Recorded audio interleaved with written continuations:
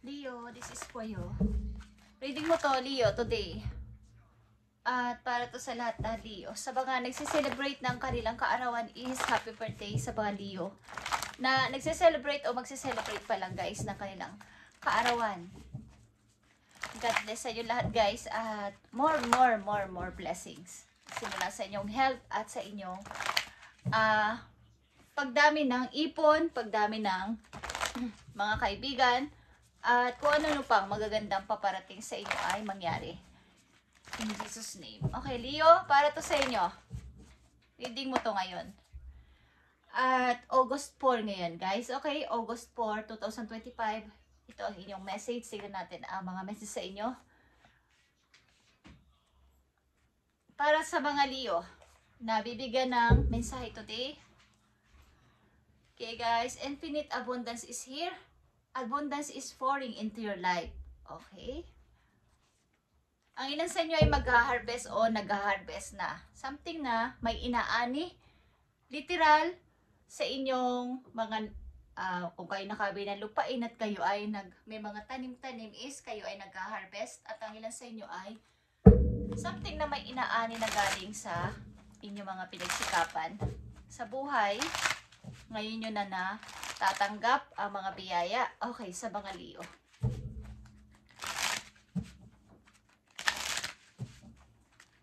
Ilan sa inyo ay may biniling lupa at kayo ay mag-aani ng mga prutas. Okay. Okay, sa mga Leo, tingnan natin ang message for you dito. And happy birthday sa inyo guys. Especially sa may birthday ngayon. Ngayong August 4, okay? Andito ang 7 of Swords. Okay, guys. Kayo ay maaaring may iba't ibang sinusubukang gawin sa buhay. Okay? Mga mangilan-ngilan na trabaho na inyong pinag-aaralan pa na maaaring ngayon nyo lang natuklasan na ito pala ay kaya kong gawin. Okay? May gusto kayong patunayan o gusto nyo itong i-start ng parang ito ay first time kayo dito sa trabaho na to o sa abalahan na to.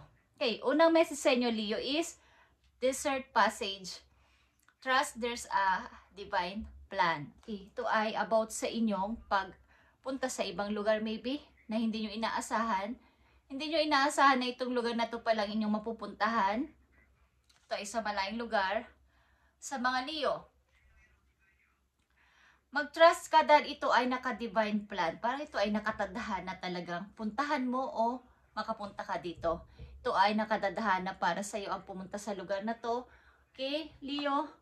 At nandito ang death. Okay, ibig sabihin nito, ito din yung time na ikaw ay sumusubok sa bagong mga maranasan mo sa buhay. Bagong journey mo sa buhay. Okay, yung pag-revert mo sa iyong sarili. Bagong Leo. Bagong place. Bago siguro ang iyong pupuntahang place o pupunta ka dito sa lugar na ganito. Okay, magtatrabaho ka dito. At ito ay nakaplano para sa iyo. Nakaplano yan para sa iyo ni God. Plinano yan ni God para sa iyo na ikaw ay makapunta dyan sa lugar na yan at mag-trust ka na yan ay para sa iyo. Second message sa mga Leo ay choosing your path. Okay. All is possible sa mga panahon ngayon na i-choose mo na ang gusto mong mangyari sa buhay. Ang gusto mong puntahang lugar, kung meron man, is choosing your path. Kung ano ba talaga ang gusto mo sa iyong buhay simula sa araw na to. Mukha nagtitingin-tingin ka ng mga bagong pupuntahan lugar o pupuntahan mo na bawa paglipat mo ng trabaho is nagtitingin-tingin ka o mayroon kang gustong itry sa mga Leo. Okay, at andito ang inyong energy. Queen of Wands is here. Andito yun talagang gusto nyo sumubok. Okay, parang sa tingin nyo ay nawawala yung inyong energy as a Queen of Wands na nagkakaroon kayo ng yung hindi na pagkatitiwala sa inyong kakayanan. Okay, is something na pag-isipan nyo itong mabuti kung ano ba talaga ang gusto ko sa buhay. Pangatlong message sa mga Leo ay wondrous universe. Walk in a beauty, Leo, sapagkat maganda ang, kumbaga, isipin mo na napakaganda ng mundo. Kailangan mo tong makita na napakaganda ng paligid, napakaganda ng maaari pang mangyari sa buhay ko. Okay, 9 of Cups is here. Maaring matutupad mo ang pangarap mo na to at masasabi mo na talagang ito na yon. Okay, ito na yung gusto ko. Magkakaroon ka dito ng parang yung fulfilled yung kalooban mo na ito pala talaga yung gusto kong mangyari. Maaaring ilan sa inyo ay travelers, ang ilan sa inyo ay sumasali sa mga beauty contest at matutupad nyo to guys, okay? Sasaya ka dito. Ilan sa inyo ay mahilig uminom, kung ano man ang inyong iniinom. Mahilig kayo, ang ilan sa inyo umiinom-inom at lumalabas-labas with friends, guys. At nag-i-enjoy. Tingnan natin ang mga message for you, Leo. August 4, 2025 na mensahe ito sa mga Leo. At happy birthday sa inyo, guys.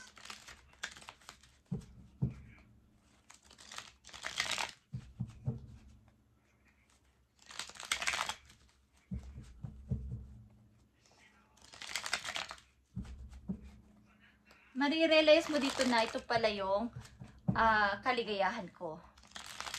Maaring may darating na opportunity sa inyo guys at ito ay inyo lang, huwag palagpasin. Okay, sa mga Leo, ito ang inyong message today. August 4, 2025 sa death. Queen of Wands, ang inyong energy dito ay lumalabas kaya ito ay inyong bigyan ng attention and choosing your path.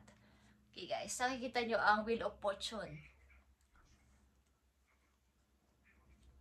May magbubukas na opportunity para sa mga Leo na nandito sa reading at ito ay inyong wag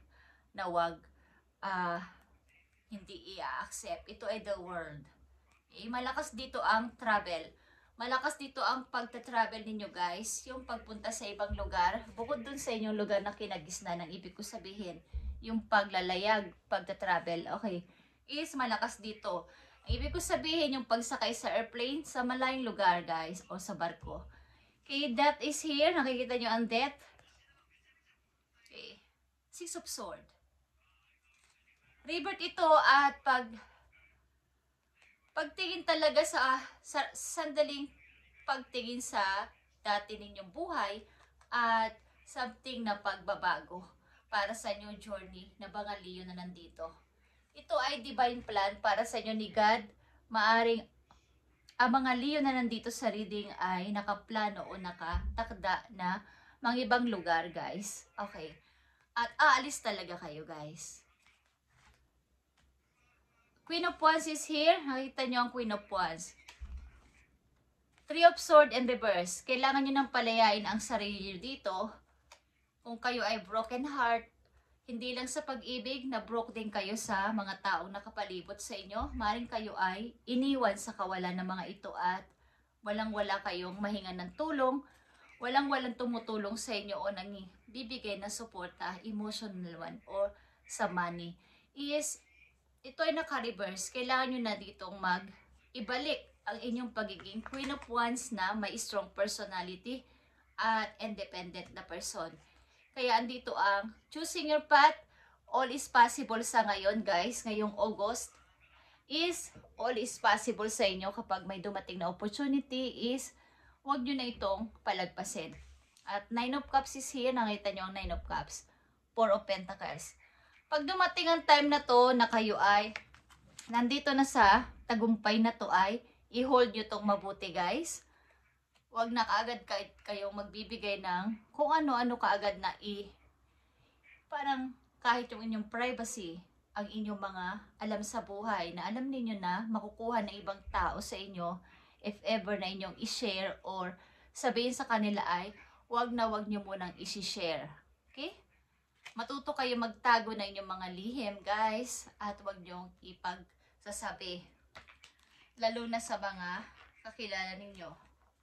Maaring masabotahe kayo, okay?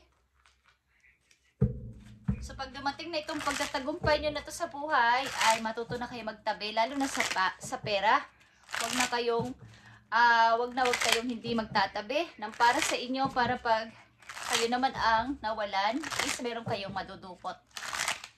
Maaring ang Leo na nandito sa reading ay sobra yung kanilang high, parang ang standard nyo ang pagtingin nyo sa isang buhay, baga sa pamumuhay. Hindi lang ako basta dito magtatapos. Gusto ko mag-level up. Hindi lang dito dapat nasabihin nila hanggang dito ka na lang, Leo. Kung ano yung nakagisnan mo na, halimbawa lang is nakahiga ka sa banig dati, is andun yung mga Leo na nandito sa reading na gustong mag-level up. Hindi lang ako para dito humiga. Kailangan kong lumipat sa kutsyon o sa malambot. Okay? Mapangarapin kayo at ito'y mangyayari, guys. Walk in a beauty.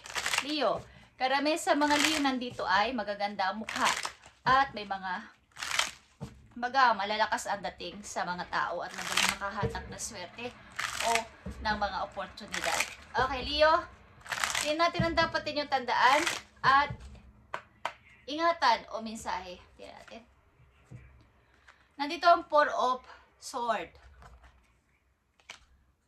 The eye when near denotes great interest taken by friends. When distant signifies suspicious. Okay. Katulad na sinabi ko kanina, maraming mga tao o maraming mga matang nakatingin sa inyo, guys. So kayo ay mag-ingat sa inyong mga isi-share sa mga kakilala ninyo. Maaring isa sa mga kaibigan ninyong pinagkakatiwalaan din ay palagi kayong minamanmanan. Ibig ko sabihin, yung minamanmanan, tinitingnan ko ano na ang inyong nararating sa buhay, ano na ang nangyayari kay Leo, siya ba'y umuunlad na o ako ay natataasan na niya, okay? Ako ba'y nauumusan na ng Leo na to, okay? Is may mga ganitong mata na nagmamanman sa inyo, guys. Kaya kayo ay mag-ingat, okay? Tingnan natin ang message sa inyo, guys, August 4, 2025 at especially sa mga nagse-celebrate ng kaarawan today para to sa inyo din at sa lahat na mga Leo, okay? Na may ganitong sitwasyon at nakatakda itong inyong nood o makita. Okay, guys. Leo, message for you. Nandito ang turtle or calm. Kung alam nyo naman ang turtle o pagong, sila ay mga kalmado lang, pero sila ay mabagal man sila ay dire-diretso lang. Hindi sila nag-give up at nararating at mararating nila ang kanilang goal. The turtle wisdom teaches us about walking our path in peace and sticking to it with determination and serenity. Ang mga Leo nandito sa reading ay katulad ng isang turtle o dito kayo dapat tumulad na kalmado lang at determinado sa lahat ng bagay. Hindi sila sumusuko. Kumbaga may kasabihan nga na pwede namang magpahinga, wag lang i-stop. Wag lang mag-quit. Kumbaga pwede namang magbawas sa inyong mga goal na gustong gawin sa buhay, mga tinatapos sa project or what is. Pwede namang sandali magpahinga muna ako. Bukas na ulit o sa next na ulit na mag-iisip-isip muna ako. Pero andun yung determinasyon at hindi kayo nag-quit. Natitigilan nyo na to sapagkat sumusuko na kayo. Katulad ng isang turtle. And you may be encouraged to take a break in your busy life and look around or within your for more grounded, long-lasting solution. Okay. Katulad ng narinig nyo is, pwedeng magpahinga kapag nararamdaman nyo kayo ay napapagod na dahil kayo ay busy na person, hectic ang inyong mga schedule sa mga Leo na nandito, ay pwede naman magpahinga at makapag-isip-isip ng iba't iba pang solution sa anumang inyong naranasan dito. Kaya lang wag na wag kayong mag-quit or hindi talaga kayo nag-quit sa mga Leo na nandito sa reading. Leo, napakaganda na inyong message today at tingnan pa natin ang mga maaaring paparating sa inyong message sa mga susunod na araw sa mga Leo. Okay. Choosing your path simula sa araw na to at ibalik ang inyong energy. Huwag kayong magpaka-stuck dyan at matanggal yung inyong pagiging isang energy ng Queen of Wands. Ang mga Queen of Wands kasi o mga Leo ay talagang sila ay leader type na person. Mataas ang standard nila pagdating sa mga tao, okay? Sa pamumuhay, At hindi sila yung tipong tumitigil na yun na lang, hanggang dito na lang ako. At maaaring dapat kayo mag-surround sa mga taong may wise na kaisipan, lalo na sa inyong mga desisyon. Andito yung choosing your path. Wala sa araw na to, all is possible para sa mga Leo na nandito. At ito ay inyong, kung may darating na opportunity, huwag nyo itong palagpasin sapagkat ito ay mag-i-start ang inyong buhay dito sa bago. Okay? Naka-plan itong mangyari sa inyo. Binigay ni God ito sa inyo na kayo ay karamihan sa mga Leo na nandito ay maglalayag o magta-travel. Maaring magtatrabaho kayo sa ibang lugar o ibang bansa. Okay? Mga maaring paparating na message sa mga Leo, ibigay mo ang dalawang message dito na mahalaga paparating sa kanila. Okay guys. Yeah. Paparating sa mga Leo, dito na naman ang death. At 5 of Wands. Okay.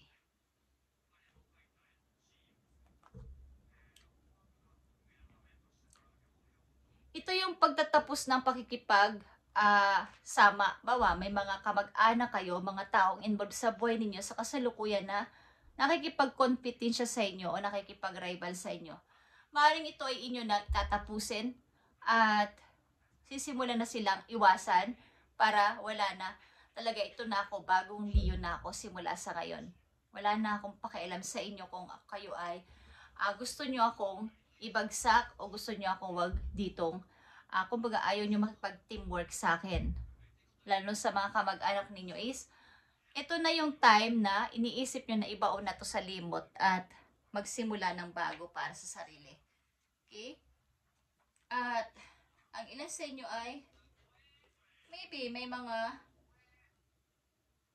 kakilala kayo na may hindi naman sa ina-adya is may mga malubhang sakit. Okay, kakilala ninyo. At maging aware kayo dito para sila ay masabihan na sila ay mag-ingat. Okay. At last message sa mga Leo, tingnan natin.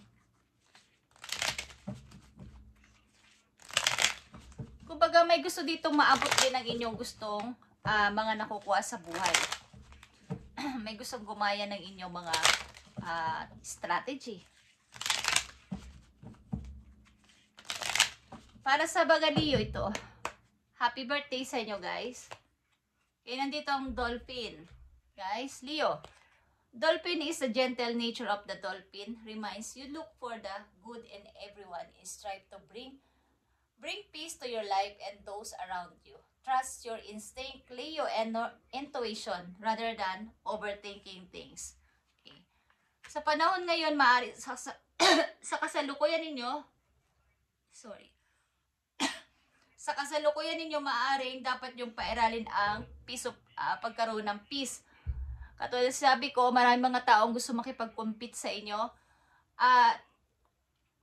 Pairalin ninyo ang inyong pagiging grounded at maunawaan sila sa kailang mga pinapakitang ugali sa inyo ng mga taong ito. Okay? Lalo na sa trabaho ninyo.